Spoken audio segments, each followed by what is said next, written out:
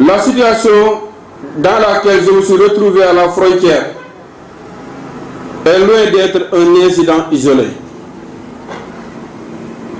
Elle mérite une mise au point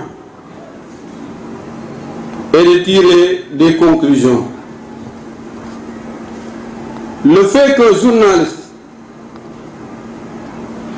qui se trouvait à Dakar soit informé avant le principal concerné nous pousse à nous interroger sur la qualité de la sécurité du circuit de l'information au sein de nos instances de commandement et de gouvernance. Nous condamnons avec toute notre énergie les dérives autoritaires en cours orchestrées par le nouveau régime. L'émission d'interdiction de quitter le territoire est un acte de nature judiciaire encadré par la législation sénégalaise et conféré à des autorités judiciaires bien définies. Pour notre part, ce ne sera ni l'intimidation, ni la pression psychologique qui nous divertira.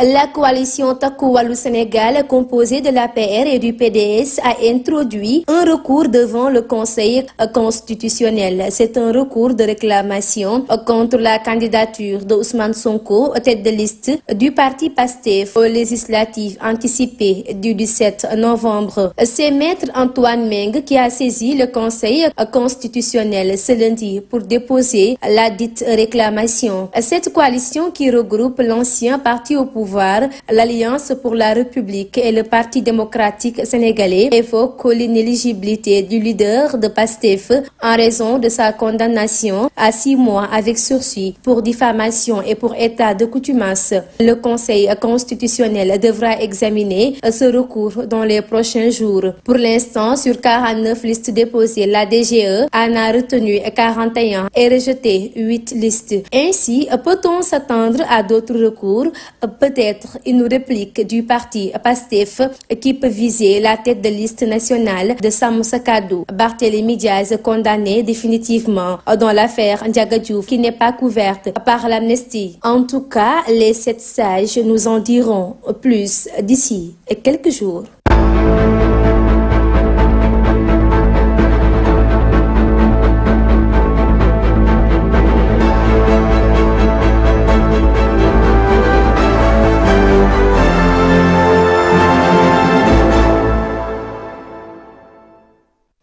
Disons que au niveau de l'APR, il y a des frustrations. Les 2 anciens ministres Diouf Sarr et Thierno Youm ne sont pas contents de leur sort. Ça peut se comprendre parce que quand même Diouf Sarr était un ancien ministre. Et le responsable des cadres de l'APR, c'est quelqu'un qui a été fidèle au président Macky Sall.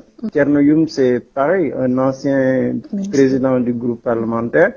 Un fidèle parmi les fidèles, lui aussi il se sent lésé. Ils auraient préféré être en bonne place sur la liste nationale en tant que leader de l'APR. Maintenant, ce qu'il faut redouter, c'est le vote sanction. C'est des responsables quand même départementaux, c'est des responsables nationaux. Pour le PASTEF également, il y a un vent de déception au niveau de Mbacké. Peut-être même il y en a d'autres frustrés qui n'ont pas exprimé leurs sentiments. Mais c'est lié au fait que le PASTEF est parti sous sa propre bannière. Et en intégrant maintenant les alliés, ils ont sacrifié certains responsables des départements. Bon, là aussi, ça peut créer des frustrations, surtout dans les greniers électoraux. Ils raflent la mise. Donc, s'il y a des défections au niveau des départements, ça peut avoir des conséquences négatives, aussi bien pour le PASTEF que pour l'alliance de Macky Sall.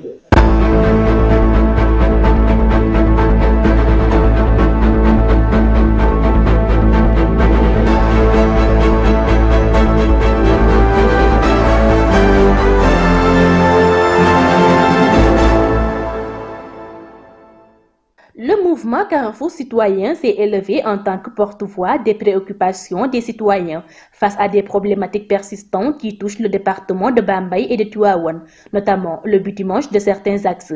Moi, accès dafa jafe ndax ay yoon lañ yoo xamanteni.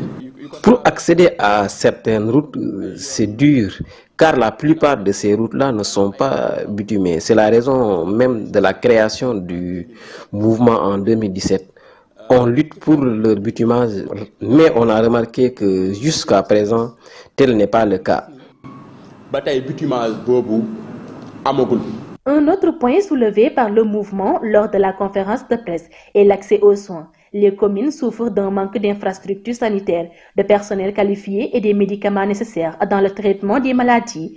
Le mouvement exige une réforme du système de santé afin d'assurer un accès équitable aux soins pour tous. Le gouvernement doit nous venir en aide concernant les hôpitaux, car les populations qui vivent dans ces localités sont fatiguées.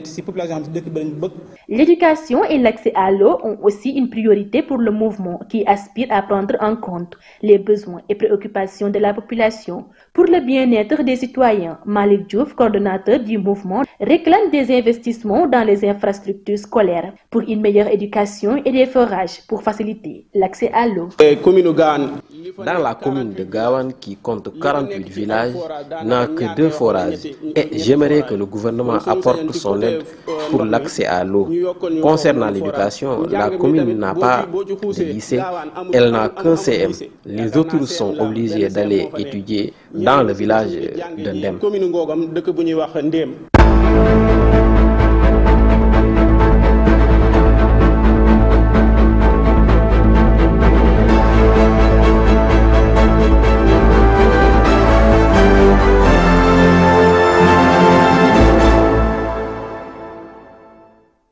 Aujourd'hui, nous ajoutons le 4e pilier avec cette remise de fournitures scolaires. Fournitures scolaires destinées à la fois aux écoles du cycle primaire et élémentaire, mais également aux lycées et collèges. Parce que, comme l'a dit tout à l'heure Mbaye, même si par ailleurs la compétence transférée aux collectivités locales se limite au cycle primaire et élémentaire, moi je parle toujours de compétences transversales qui peuvent aller jusqu'au lycée et même jusqu'aux écoles privées, parce que c'est les mêmes populations qui sont les bénéficiaires, n'est-ce pas, de ces services. Si nous nous évertuons d'être toujours dans l'anticipation, c'est parce que l'école est une super priorité pour le conseil municipal de Diass. Conseil municipal de Diass qui veut toujours conjuguer au présent de l'indicatif le concept Ubitay Djangate. L'innovation de cette année est la fourniture de 10 plans par école, soit 330 plans. Plans qui seront distribués à chaque école. Et la mairie de Diass demande simplement qu'au niveau de chaque école, que ces plans puissent être entretenus. Chaque école recevra un lot de 10.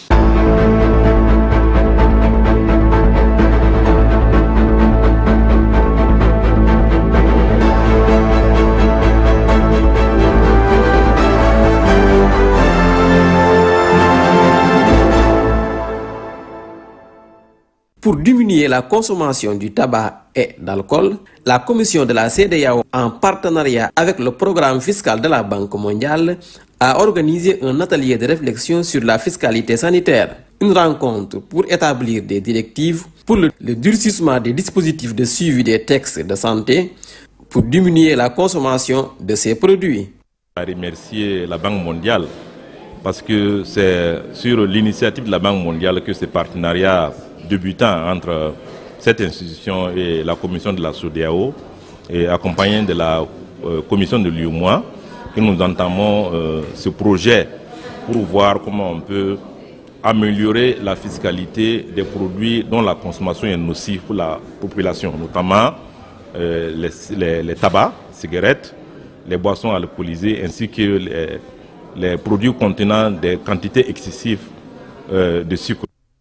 Pour cet inspecteur principal des impôts, l'atelier vient à son heure. Il participe au renforcement de capacité des techniciens du ministère des Finances.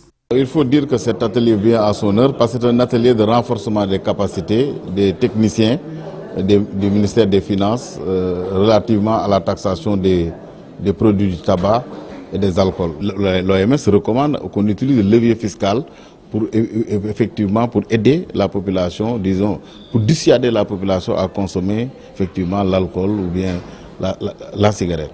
Selon lui, le Sénégal est un bon élève en la matière. Que ce soit le Sénégal ou les pays membres de la CEDEAO, il faut dire que nous avons au niveau de la CEDEAO une directive, au niveau également de l'UEMOA des directives. Donc le Sénégal a implémenté ces directives dans sa législation interne, c'est-à-dire le Code général des impôts. Le tabac est taxé ainsi que les alcools également sont taxés. Aujourd'hui, le Sénégal, quand vous avez suivi l'atelier et les projections, les droits d'assises, je rappelle, c'est pour combattre les externalités négatives liées à la consommation des produits du tabac et de l'alcool et protéger surtout les couches vulnérables que sont les jeunes. Et le Sénégal, à la matière, effectivement, a bien internalisé les directives de l'UEMOA comme celle de la CEDEAO, ce qui a abouti à une taxation acceptable.